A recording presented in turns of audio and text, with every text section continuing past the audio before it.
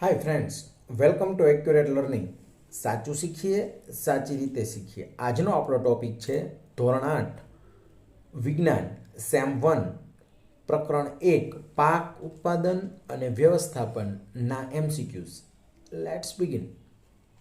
પહેલો પ્રશ્ન, સજીવો ખોરાકમાંથી પ્રાપ્ત થતી શક્તિની મદદથી કઈ શારીરિક ક્રિયા કરી શકશે? એ ફક્ત પાચન, બી ફક્ત શ્વસન, સી ફક્ત ઉત્સર્જન, ડી આપેલ તમામ. જવાબ ડી આપેલ તમામ. બીજો પ્રશ્ન, આપણા ખોરાકના મુખ્ય સ્ત્રોત નીચે પૈકી કયા છે? એ વનસ્પતિ, બી પ્રાણી, સી વનસ્પતિ અને પ્રાણી બંને અને ડી એક પણ નહીં. તો આપણો જવાબ છે સી વનસ્પતિ અને પ્રાણી બંને. ત્રીજો પ્રશ્ન, વિશાળ જન સમુદાયને ખોરાક પ્રાપ્ત કરવા નીચેનામાંથી કયા તબક્કા જરૂરી છે? એ નિયમિત ઉત્પાદન, બી યોગ્ય વ્યવસ્થાપન, સી વિતરણ અને ડી આપેલ તમામ. જવાબ છે ડી આપેલ તમામ. વિદ્યાર્થી મિત્રો, મહેસાણા જિલ્લાના શિક્ષકો અને એસઆરજી મિત્રોએ આ વિજ્ઞાન સજ્જતા નામની એમસીક્યુ પ્રશ્નોની બુક બનાવેલી છે. એક્યુરેટ લર્નિંગ દ્વારા યુટ્યુબના માધ્યમથી તેને ગુજરાતના દરેક વિદ્યાર્થી સુધી પહોંચાડવાનો પ્રયત્ન કરવામાં આવી રહ્યો છે. પ્રશ્ન 4, અરવિંદભાઈએ પોતાના ખેતરમાં વિશાળ માત્રામાં એક જ પ્રકારના છોડ ઉછેર્યા છે, તો તેના વિશે તમે શું કહેશો? એ ખેતર સુંદર દેખાય એ માટે, બી પાક મેળવવા માટે, સી આમ કરવાની કોઈએ સલાહ આપી છે અને ડી પાક સંરક્ષણ માટે. તો આપણો જવાબ છે બી પાક મેળવવા માટે. પાંચમો પ્રશ્ન, આપણા દેશના જુદા જુદા ભાગોમાં વિવિધ પ્રકારના છોડ ઉછેરવામાં આવે છે. નીચે પૈકી કયું તારણ વધુ યોગ્ય હશે? એક, ભારત દેશની ભૌગોલિકતા અલગ અલગ છે. બે, તાપમાન, ભેજ, વરસાદ જેવી વાતાવરણીય પરિસ્થિતિ એક ક્ષેત્રથી બીજા ક્ષેત્રમાં ભિન્ન હોય છે. ઓપ્શન છે એ ફક્ત એક સાચું, બી ફક્ત બે સાચું, સી 1 અને 2 બંને સાચા અને ડી 1 અને 2 બંને ખોટા. આપણો જવાબ છે સી 1 અને 2 બંને સાચા. છઠ્ઠો પ્રશ્ન છે, હનીએ વરસાદની ઋતુમાં ખેતરે જઈને જોયું તો નીચેનામાંથી કયો પાક જોવા મળ્યો હશે? એ ડાંગર, બી ઘઉં, સી જીરું અને ડી રાઈ. તો આપણો જવાબ છે એ ડાંગર. સાતમો પ્રશ્ન, વરસાદની ઋતુમાં રોપવામાં આવતા પાકને ખાલી જગ્યા કહેવાય છે. એ ખરીફ પાક, બી રવિ પાક, સી જાયદ પાક, ડી એક પણ નહીં. જવાબ એ ખરીફ પાક. આઠમો પ્રશ્ન, નીચેનામાંથી કયો રવિ પાક નથી? એ અળસી, બી ચણા, સી ઘઉં, ડી મકાઈ. જવાબ છે ડી મકાઈ. નવમો પ્રશ્ન, નીચેનામાંથી કયો ખરીફ પાક નથી? એ સોયાબીન, બી મગફળી, સી કપાસ અને ડી ઘઉં. જવાબ છે ડી ઘઉં. 10મો પ્રશ્ન, ખરીફ પાક માટેનો સમયગાળો જણાવો. એ ઓક્ટોબરથી માર્ચ, બી માર્ચથી મે, સી જૂનથી સપ્ટેમ્બર, ડી સપ્ટેમ્બરથી ફેબ્રુઆરી. જવાબ છે સી જૂનથી સપ્ટેમ્બર. 11મો પ્રશ્ન, શિયાળાની ઋતુમાં રોપવામાં આવતા પાકને ખાલી જગ્યા કહે છે. એ ઉનાળુ પાક, બી ખરીફ પાક, સી રવિ પાક, ડી એક પણ નહીં. જવાબ છે સી રવિ પાક. 12મો પ્રશ્ન, રવિ પાક માટેનો સમયગાળો જણાવો. એ ઓક્ટોબરથી માર્ચ, બી જાન્યુઆરીથી મે, સી જૂનથી સપ્ટેમ્બર, ડી એપ્રિલથી જુલાઈ. જવાબ છે એ ઓક્ટોબરથી માર્ચ. 13મો પ્રશ્ન, પાક ઉત્પાદનની મૂળભૂત પદ્ધતિઓ પૈકી કઈ સાચી નથી? એ ભૂમિને તૈયાર કરવી, બી અનાજ વિતરણ, સી રોપણી, ડી સિંચાઈ. જવાબ છે બી અનાજ વિતરણ. 14મો પ્રશ્ન, નીચેનામાંથી ખેત પદ્ધતિમાં કોનો સમાવેશ થાય છે? એ રોપણી, બી લણણી, સી સંગ્રહ અને ડી આપેલ તમામ. તો જવાબ છે ડી આપેલ તમામ. 15મો પ્રશ્ન, માટીને ઉલટાવીને પોચી બનાવવી એ ખેતીનું મહત્વપૂર્ણ કાર્ય છે. શા માટે? એ મૂળ જમીનમાં ઊંડે સુધી જઈ શકે તે માટે, બી પોચી માટી મૂળને શ્વસનમાં સહાય કરે છે, સી પોચી માટી અળસિયા અને સૂક્ષ્મજીવોની વૃદ્ધિ કરે છે અને ડી આપેલ તમામ. જવાબ ડી આપેલ તમામ. 16મો પ્રશ્ન, કર્ણએ જોયું કે તેના પિતા ખેત ઓજારોની મદદથી જમીનને ઉપર નીચે કરી રહ્યા હતા. આ ક્રિયાને શું કહેવાય? એ ખેડાણ, બી થ્રેશિંગ, સી ઉપણવું અને ડી વાવણી. જવાબ છે એ ખેડાણ. 17મો પ્રશ્ન, ખેતરને શાની મદદથી સમથળ કરવામાં આવે છે? એ થ્રેશર, બી સમાર, સી ખરપિયો, ડી દાતરડું. જવાબ છે બી સમાર. 18મો પ્રશ્ન, જમીનને લાંબા ગાળે નુકસાન ન થાય તે માટે તમે કયું ખાતર ઉમેરશો? એ છાણિયું ખાતર, B DAP, C urea, D potash. જવાબ એ છાણિયું ખાતર. 19, બીજ રોપતા પહેલા માટીના ઢેફાને નાના કરવા કયા ઓજારનો ઉપયોગ થાય છે? એ હળ, બી ખરપિયો, સી કલ્ટિવેટર અને ડી આપેલ તમામ. જવાબ છે ડી આપેલ તમામ. 20મો પ્રશ્ન, હળનો ઉપયોગ નીચેનામાંથી કઈ ક્રિયા માટે થતો નથી?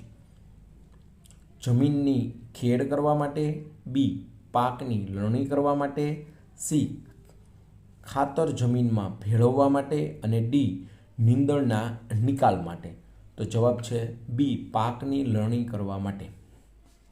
21મો પ્રશ્ન, આપેલ ચિત્રમાં કયું ખેત ઓજાર છે? એ હળ, બી ખરપિયો, સી વાવણીઓ, ડી દાતરડું. જવાબ છે એ હળ.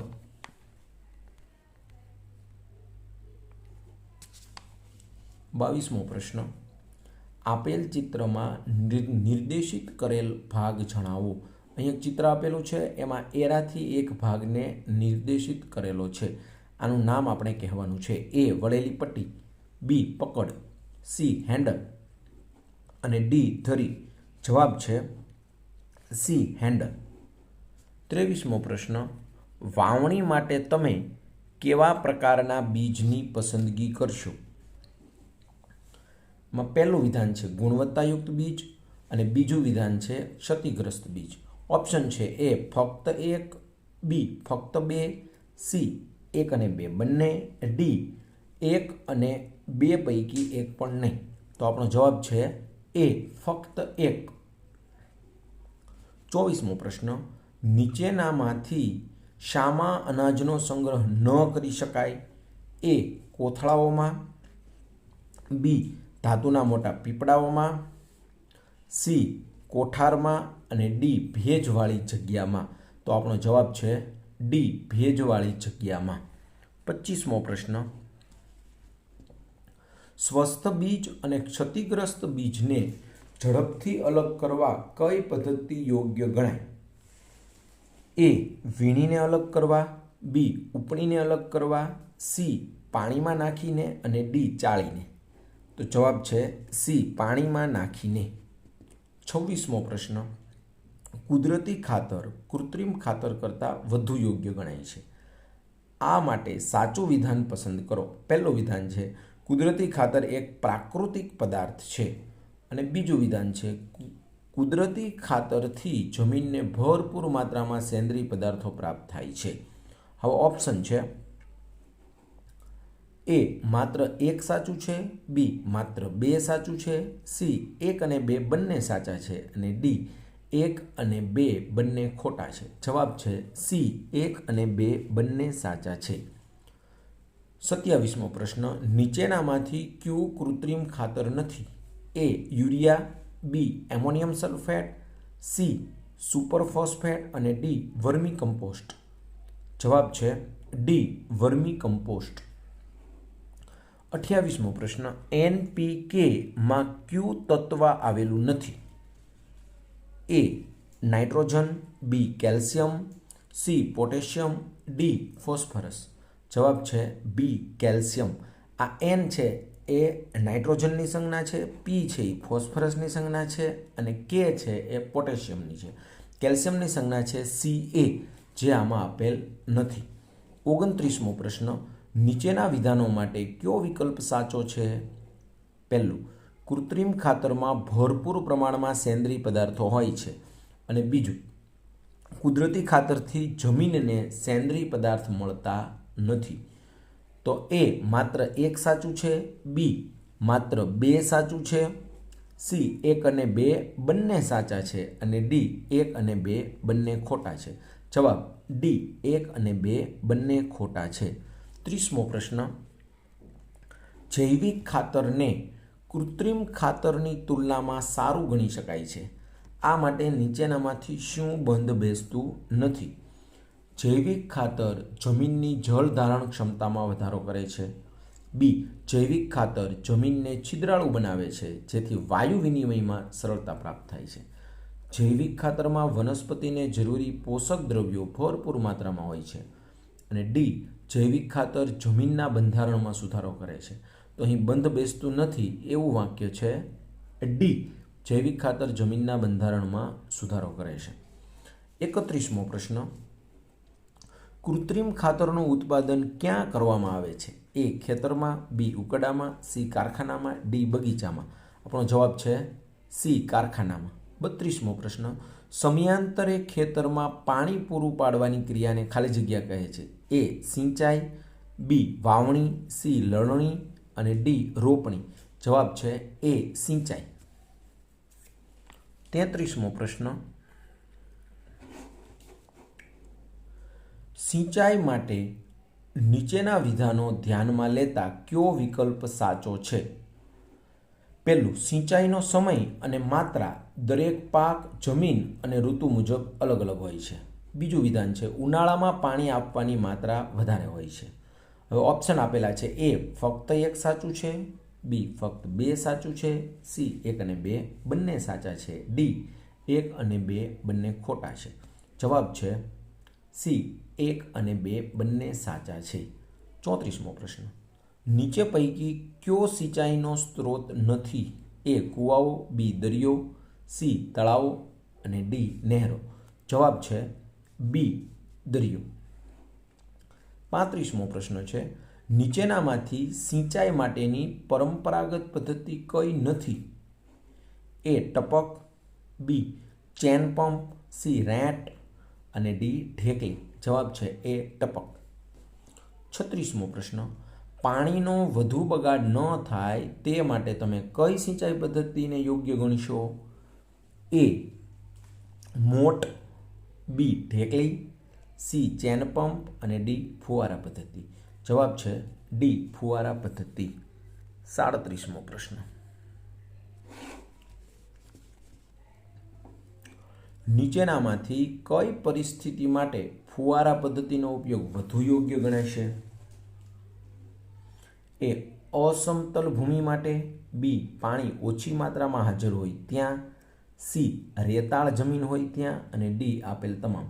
આપણો જવાબ છે ડી આપેલ તમામ.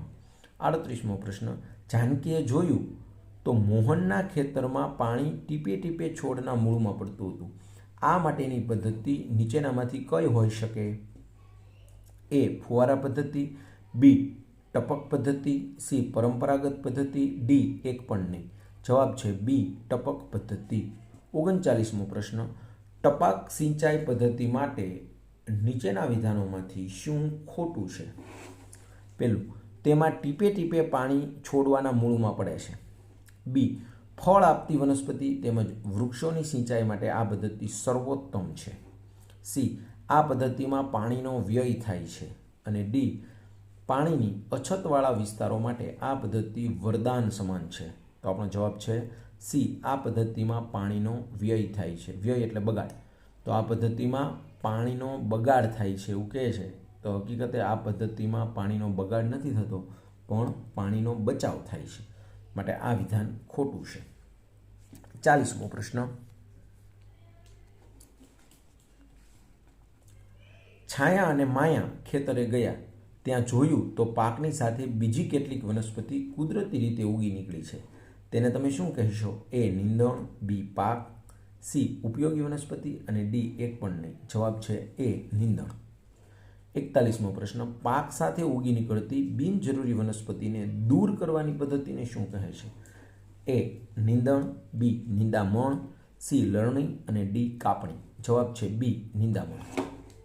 42મો પ્રશ્ન. નીંદણ દૂર કરવું આવશ્યક છે કારણ કે એ તે પાકને મળતા પોષક દ્રવ્યો તેમજ પાણીમાં ભાગ પડાવે છે. બી, તે લણણી માટે વિક્ષેપ ઊભો કરે છે. સી, મનુષ્ય તેમજ પ્રાણીઓ માટે ઝેરી પણ હોઈ શકે છે. અને ડી આપેલ તમામ. આપણો જવાબ છે ડી આપેલ તમામ. 43મો પ્રશ્ન. નીંદણને દૂર કરવા માટે વપરાતા રસાયણને ખાલી જગ્યા કહે છે. એ નીંદણ નાશક, બી નીંદણ પોષક, સી સીડ ડ્રિલિંગ અને ડી એક પણ નહીં. જવાબ છે એ નીંદણ નાશક. 44મો પ્રશ્ન. રમેશભાઈ ખેતરમાં નીંદણનાશકનો છંટકાવ કરવાના છે, તે માટે તમે શું સલાહ આપશો? એ છંટકાવ કરતી વખતે મુખ તેમજ નાક કપડાથી ઢાંકી દેવું જોઈએ. બી, છંટકાવ કરતી વખતે મુખ તેમજ નાક ખુલ્લું રાખવું જોઈએ. સી, નીંદણનાશકનો છંટકાવ ન કરવો જોઈએ. અને ડી, નીંદણનાશકનું નિંદામણ માટે કોઈ જ મહત્વ નથી. જવાબ છે એ છંટકાવ કરતી વખતે મુખ તેમજ નાક કપડાથી ઢાંકી દેવું જોઈએ. 45મો પ્રશ્ન. લણણી ક્યારે કરવી જોઈએ? એ પાક પૂર્ણ પરિપક્વ થઈ જાય ત્યારે. બી, બીજમાંથી અંકુરણ થયા બાદ. સી, પાક પરિપક્વ ન થયો હોય ત્યારે. અને ડી ઉપરનામાંથી એક પણ નહીં. જવાબ છે એ પાક પૂર્ણ પરિપક્વ થઈ જાય ત્યારે. 46મો પ્રશ્ન. લણણી કરવા માટે શાનો ઉપયોગ થાય છે? એ ખરપિયો, બી હળ, સી હાર્વેસ્ટર અને ડી એક પણ નહીં. જવાબ છે સી હાર્વેસ્ટર. 47મો પ્રશ્ન. કાપવામાં આવેલ પાકમાંથી દાણાઓને ભૂસામાંથી અલગ કરવાની પ્રક્રિયાને શું કહે છે? એ threshing, D harvesting, C weeding અને ડી ઇરિગેશન. જવાબ છે એ થ્રેસિંગ. 48મો પ્રશ્ન. લણણી ઋતુ સાથે નીચેનામાંથી કયા ઉત્સવ જોડાયેલા નથી? એ પોંગલ બૈસાખી, બી હોળી દિવાળી, સી નાબન્ય બિહુ અને ડી ક્રિસમસ ઉત્તરાયણ. જવાબ છે ડી ક્રિસમસ ઉત્તરાયણ. 49મો પ્રશ્ન. સંગ્રહ કરતા પહેલા બીજને તાપમાં સૂકવવા જરૂરી છે. જો આમ ન કરવામાં આવે તો એ તેની બગડવાની શક્યતાઓ વધી જાય છે. બી, સૂક્ષ્મજીવો દ્વારા નષ્ટ થવાની શક્યતાઓ છે. સી, બીજાંકુરણ ક્ષમતા ગુમાવવાની સંભાવના થઈ શકે. અને ડી આપેલ તમામ. તો આપણો જવાબ છે ડી આપેલ તમામ. 50મો પ્રશ્ન. રોશનીએ તેની મમ્મીને ચણાના કેટલાક દાણાને વાસણમાં રાખી તેમાં પાણી ઉમેરતા જોઈ. થોડી મિનિટ પછી કેટલાક બીજ પાણી પર તરવા લાગ્યા. રોશનીને આશ્ચર્ય થયું કે આવું શા માટે થયું?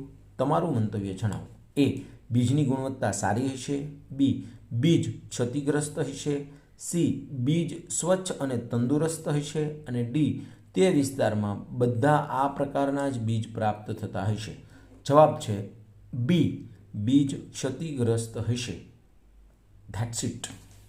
જો તમે હજુ સુધી એક્યુરેટ લર્નિંગ ચેનલને સબસ્ક્રાઇબ નથી કરી તો ચેનલને સબસ્ક્રાઇબ કરી દો, બેલ આઇકનને હિટ કરી નોટિફિકેશનના ઓલ ઓપ્શન પર ક્લિક કરી દો, જેથી નવા વિડીયોના અપડેટ્સ રેગ્યુલરલી મળતા રહે.